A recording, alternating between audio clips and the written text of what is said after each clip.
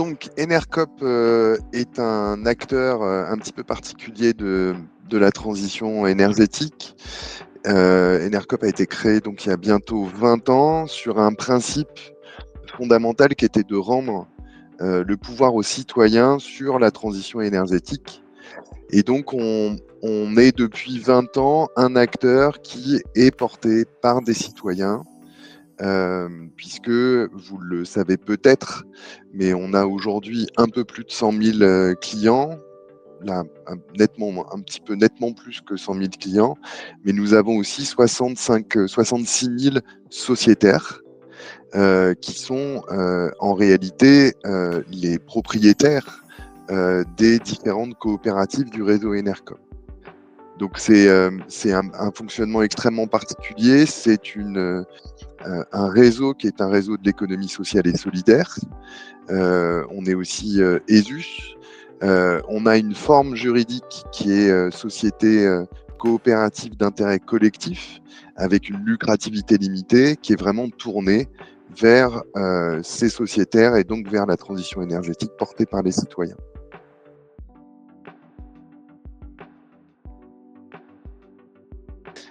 Donc on est aujourd'hui 11 coopératives dans le réseau. Il y en avait une historique qui était celle qui porte toujours d'ailleurs l'agrément de fournisseur d'électricité qui a été créée à Paris.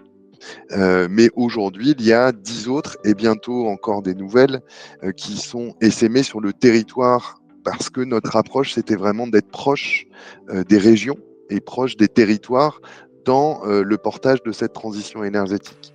Et pourquoi on a choisi ce format de SIC au départ? C'était parce que ça permettait d'inclure les citoyens, tous ceux qui souhaitaient porter le projet, en étant partie prenante de l'ensemble des décisions que nous portons et que nous faisons.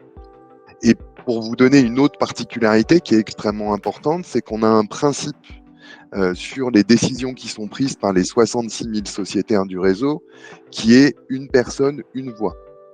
Que vous ayez investi une part sociale à 100 € dans une des coopératives ou que vous ayez pris 10, 15, 20, 30 parts sociales, vous avez le même droit de vote aux assemblées générales. Et donc, ça permet une très forte démocratisation des décisions au sein du réseau des coopératives. On souhaitait vraiment initialement que le mouvement Enercop soit un mouvement citoyen porté par les citoyens pour les citoyens. Ça, c'est constitutif de l'histoire Enercop.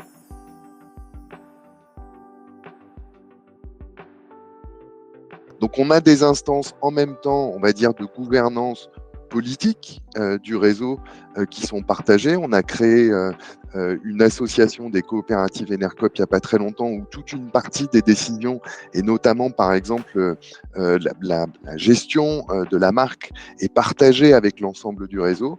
Et on a aussi des instances opérationnelles qui nous permettent de prendre des décisions collectives au sein du réseau. Et vous avez tout ce qui est assemblée générale où là, on prend des décisions également collectives avec les sociétaires. Je vous donne un exemple précis qui est celui, par exemple, de la décision de recourir à l'Arenh qui a été prise en 2022. On ne l'a pas fait sur l'année 2022 et pourtant c'était une année extrêmement difficile pour nous parce qu'on a organisé au début de l'année 2022 un grand débat avec nos sociétaires pour savoir si c'était quelque chose qui correspondait à ce que nos sociétaires et nos clients souhaitaient. Et on a eu entre janvier et en gros les assemblées générales de juin 2022, cette discussion qui a été animée au sein de chacune des coopératives avec les sociétaires qui voulaient s'y impliquer. Hein, tout le monde ne s'implique pas totalement là-dedans. Mais donc, on y est passé en janvier 2023 parce qu'on avait besoin d'avoir ce débat avec les sociétaires, savoir si effectivement on recourait à l'Arenh, oui ou non, et de regarder quelles étaient les conséquences d'une décision ou d'une autre. Donc ça nous prend peut-être un petit peu plus de temps, mais en tout cas, les décisions sont collectives.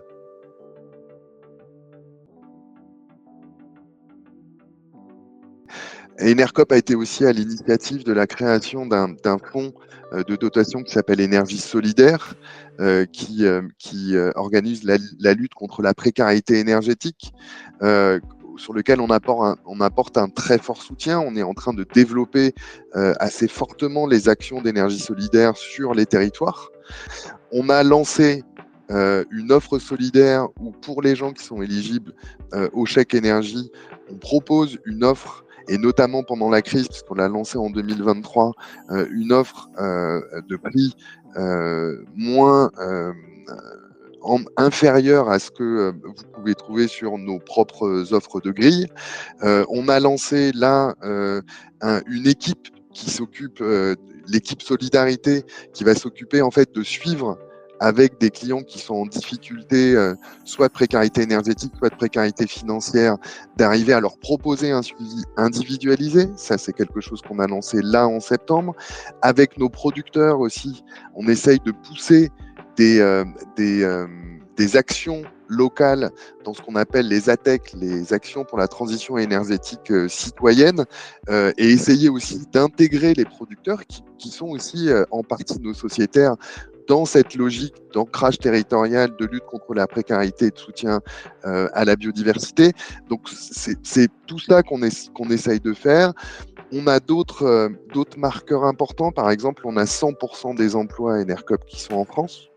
Sur l'ensemble des producteurs qui viennent approvisionner Enercop en énergie, on a 450 producteurs aujourd'hui, puisque nous sommes en contrat direct avec ces producteurs. C'est 100% de ces producteurs qui est sur le territoire national. Donc on essaye vraiment d'avoir le plus possible ces effets bénéfiques sur la transition énergétique ici, par rapport à des modèles qui peuvent être plutôt basés, par exemple, sur des achats marchés avec des garanties d'origine. On essaye vraiment de soutenir le développement des énergies renouvelables, et on a, par exemple, beaucoup de ces contrats qui sont des contrats sur des nouveaux projets. C'est-à-dire, on soutient par l'achat Enercop ces nouveaux projets.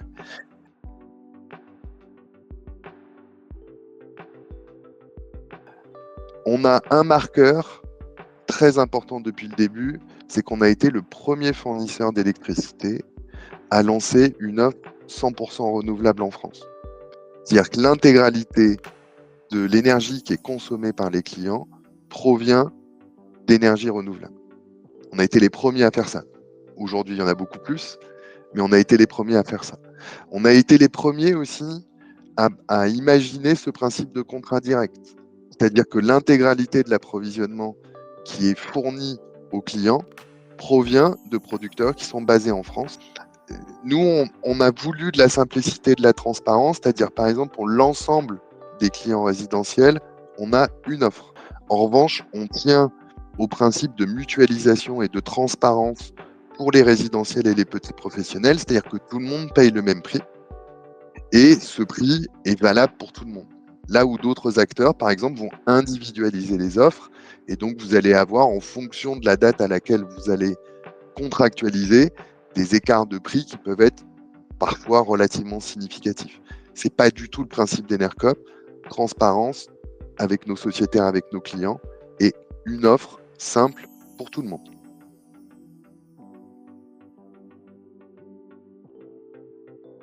La très vaste majorité des recommandations et des lignes directrices de la CRE, c'est des choses que l'on fait déjà.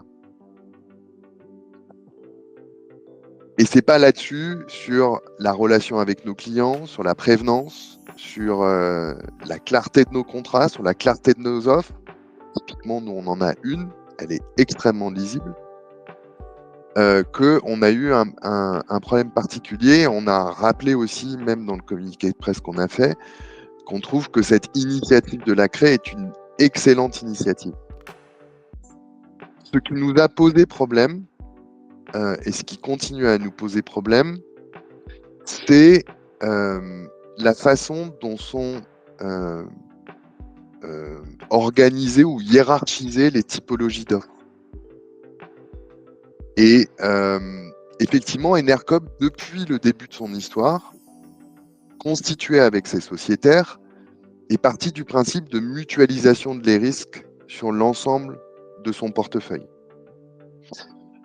Si demain, on imaginait mettre en place des offres sur des durées engageantes d'1 an ou 2 ans, par exemple,